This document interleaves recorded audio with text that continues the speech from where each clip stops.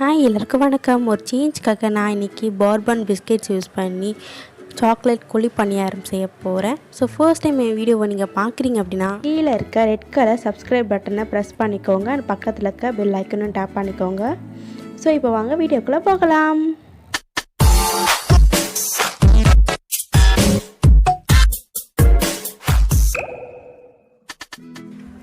எம்மியான chocolate குழி பணியாரம் செய்கிறதுக்கு first biscuits எல்லாமே எடுத்து ஜாரில் போட்டு பிளெண்ட் பண்ணணும், பவுடர் மாதிரி வர அளவுக்கு. அதுக்கு முன்னாடி ஒரு 3 பிஸ்கெட்டில் இருந்து க்ரீம் மட்டும் தனியாக ரிமூவ் பண்ணி ஒரு பவுலில் எடுத்து வச்சுக்கோங்க.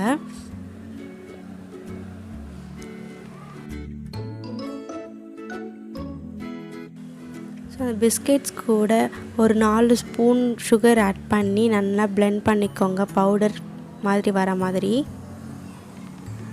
ஸோ பிஸ்கெட்ஸ் எல்லாமே பவுடரை அரைச்சதுக்கப்புறம் அது கூட ஒரு 1/2 கப் மில்க் ஆட் பண்ணிக்கணும்.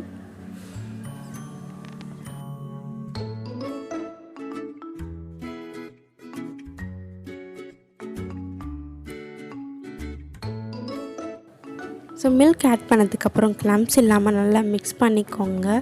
நல்லா ஸ்மூத் பேஸ்ட்டாக வர வரைக்கும் மிக்ஸ் பண்ணிக்கோங்க. ஸோ நல்லா மிக்ஸ் பண்ணதுக்கப்புறம் எல்லார் வீட்லேயுமே குழி பணியார சட்டி ஆர் கடாயின்னு சொல்லுவாங்க இருக்கும்.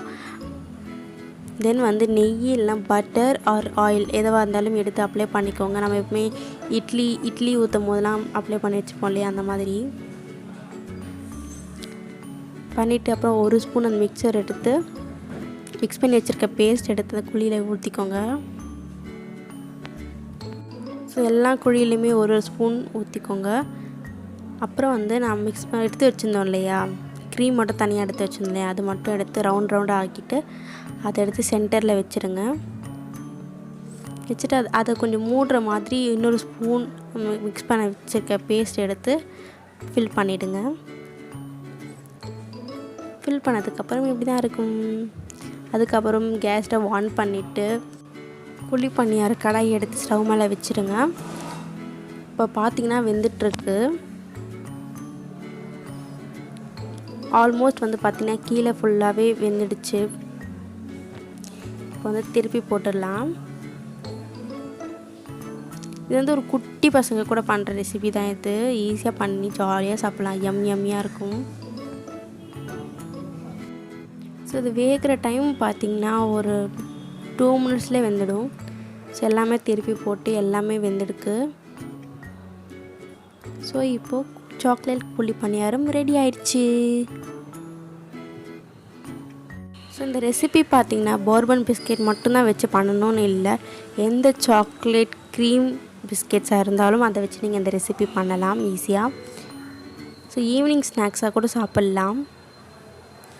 பார்த்திங்கன்னா ஒரு ஃப்ளஃபியாக இருக்குதுன்னு பாருங்கள். ரொம்ப சாஃப்டாக இருக்கும், சாப்பிட்டும் போதும் ஜாலியாக இருக்கும். ரொம்ப ஸ்வீட்டாக ஒரு சாக்லேட் கேக் சாப்பிட்ற மாதிரி தான் இருக்கும். ஸோ நீங்களும் ட்ரை பண்ணி பாருங்கள். உங்கள் கிட்ஸுக்கும் நீங்கள் பண்ணி கொடுங்க, இல்லை நீங்களும் பண்ணி சாப்பிடுங்க 90s கிட்ஸாக இருந்தால். ஸோ இந்த வீடியோ பிடிச்சிருந்தா please like and share comment பண்ணுங்கள். மறக்காமல் சப்ஸ்கிரைப் பண்ணுங்கள். பக்கத்தில் இருக்க பெல் ஐக்கன் டேப் பண்ணிவிடுங்க. நெக்ஸ்ட் டைம் வீடியோ போடும்போது உங்களுக்கு நோட்டிஃபை ஆகும். So thank you.